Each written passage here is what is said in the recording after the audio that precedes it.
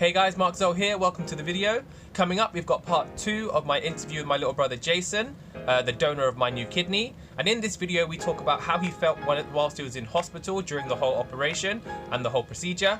And then we talk about how he's been recovering since he's got at home and how he's been looking after himself since then. So let's get into the video, and I hope you enjoy it. So after all your tests, found out you're a perfect match, your health is fine, you're going to recover perfectly after the transplant. So it's transplant day now, Monday, 10th of December. How did you feel on the morning of the operation, knowing what you were about to do? Well, nervous, first off, definitely nervous, because, you know, I've never stayed a night in the hospital before. The first time I've ever stayed a night in hospital was when I had my kidney removed. So I was definitely nervous. I was anxious as well because I just wanted it to get over with. I had my full trust in the surgeons, in all the doctors, they were really in good. all the nurses. They were great. Yeah, they were fantastic. Honestly, you can't fault them one bit. They were very informative. Every single step of the way, they were telling you exactly what needed to be done. So I had my full faith in the surgeons and all the doctors and all the nurses that were there. So apart from that, I wasn't scared at all. I just wanted it to happen, you know. So I knew on Monday, as soon as Monday was over, Tuesday, Mark was going to have a new kidney, I was going to have one less kidney, but I knew that he had a full life ahead of him. So that was what I was waiting for. I was just waiting to wake up after the surgery. That's just the overriding emotion, isn't it? Exactly. I know I'm going to wake up on Tuesday and everything's going to be so much better. Exactly. So slightly nervous before the operation started, completely understandable, I felt the same way. But how did you feel then when you woke up on Monday? I think you woke up on Monday about 4 o'clock in the end? Yeah, I was in for a while. So what were you feeling when you woke up from the recovery? It's weird because I literally remember the moment I woke up. I remember waking up, I remember opening my eyes, and as soon as, I think, like I said, I looked at the clock, it was like 3 o'clock, I had the oxygen mask over my face, and the first thing I asked him was to remove the oxygen mask and put a more sort of comfortable one on me.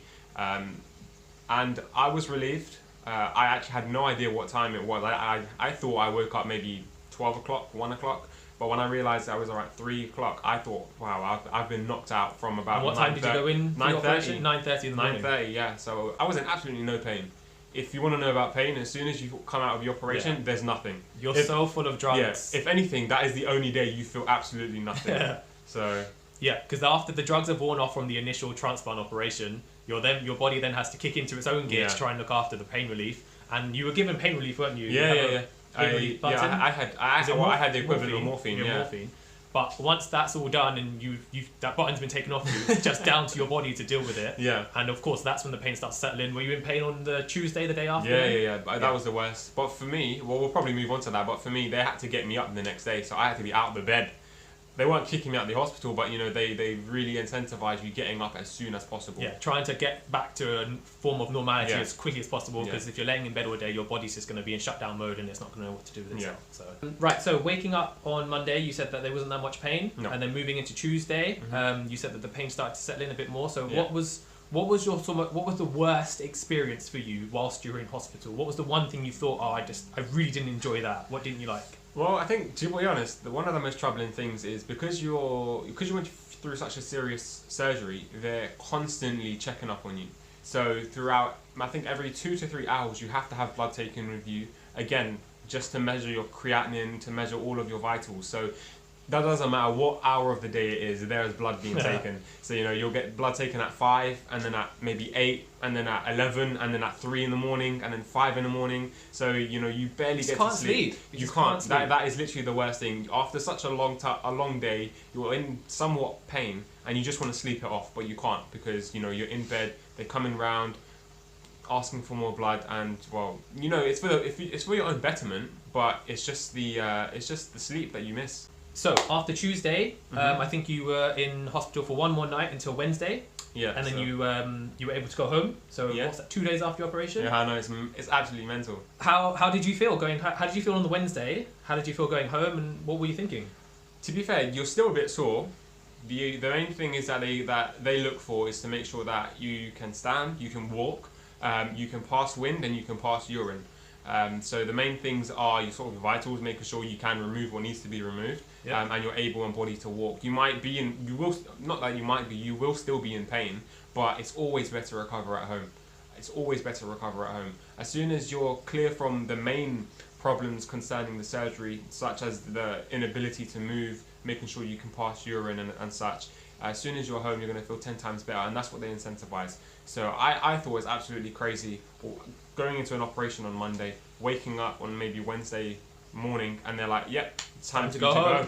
You had to wait until, like you said, you had everything removed and all your vitals were fine. Did you have a catheter in during the operation as well? Yeah, we did. I did, and it's not the most comfortable of things. How long did you have the catheter for in the end? I had it in only 24 hours. 24 hours. 24 hours. So it got removed, I think, Tuesday evening, maybe around 7 or 8 o'clock. So they wanted to make sure that they can get it out as soon as possible, really for my comfort and for my ability to make sure that I can pass urine. Uncomfortable being in, we don't feel it because they put it in. True, they put it in when you're asleep. So when they're operating on you, and you just wake up with it in. It's just discomfort. It's just uncomfortable. That's all it is. This is the bottom line. Yeah. The worst thing is getting it removed, where it's a bit painful because it's just the final tug. That's what hurts the most. But apart from that, it's just uncomfortable. Yeah, I think I've said that before in a few videos. The whole process of the transplant is the underlining thing for me is uncomfortableness. Yeah. More uncomfortableness than pain. Yeah, pain definitely. is a little bit, but uncomfortable. Yeah. Everything that happens makes you feel uncomfortable, and you need it to happen, so you just have to experience it. Because especially when you're in your bed. Right after the operation, I had 3 cannulas, and I think Mark had maybe 4. So you have a lot of things hooked up to you. You constantly have a blood pressure monitor on your arm. You've got saline going in, so you've got the water solution going in, just clearing you out. You have another entry point for your painkiller. So I had morphine. I think you had something else. I had something else. I think it was another morphine. And the third one is just for anything that might need to go in sort of immediately and straight away. So they always have one sort of something hooked up to your bloodstream just in case they need to put something in. And you're worried when you're lying in bed with all those things attached. You just tug in one wrong direction, or you slide somewhere on the bed, and that's it. You've tugged it and it hurts, and that's where your pain comes from. Yeah. So, when you made it home on Wednesday evening, after everything is sorted, were you in any pain when you got home? And what were you doing at home just to help aid your recovery as well? Yeah, I was in a bit of pain, to be fair. The doctors gave me paracetamol to take home, so in case I needed to take any just for instant pain relief. My main pains, because of my laparoscopic operation, was I have a lot of shoulder pains, and they say this is because during the laparoscopic surgery, they inflate blow you up. Yeah, they literally blow you up. They inflate your stomach with CO2 gas just so they can sort of use their tools properly, and that shakes all the nerves that sort of run from your thigh all the way up to your shoulders.